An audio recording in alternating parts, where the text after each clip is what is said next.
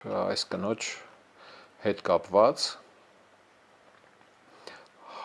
բժշկուհին,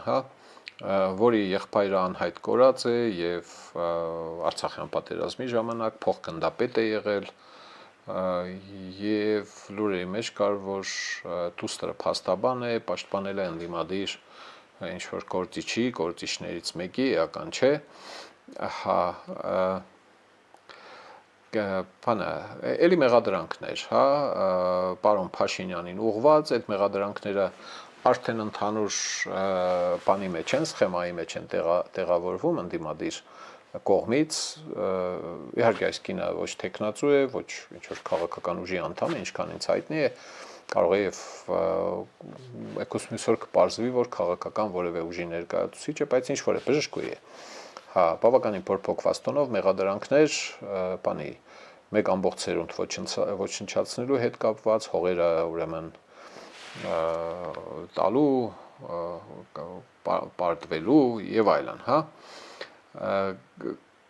Եվ շրջվել էր, հեռանում էր, Փաշինյանը թևից քաշեց,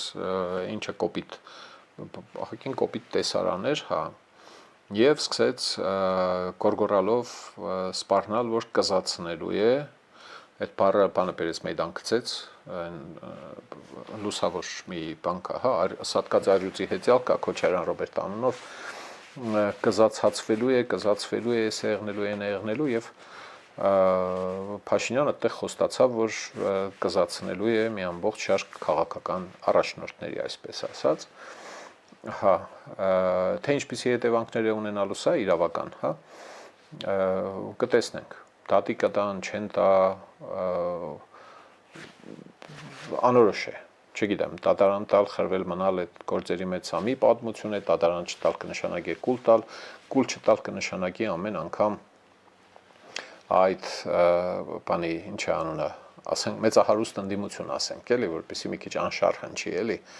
այն պատերազմի եռագլուխ բանման այդ ԿՊ-ի բառապաշարն է, բերեք ստեղ օգտագործենք մեծահարուստ ընդդիմության, կա մեծահարուստ ընդդիմություն, կա միջին հարստության ընդդիմություն, կա չքավոր ընդդիմություն եւ այլն, մեծահարուստ ընդդիմության առաջնորդները ստիպված են լինում իրենց ելույթներում էլ ավելի վիրավորական արտահայտություններով պատասխանել եւ Փաշինյանը եւ իր թիմը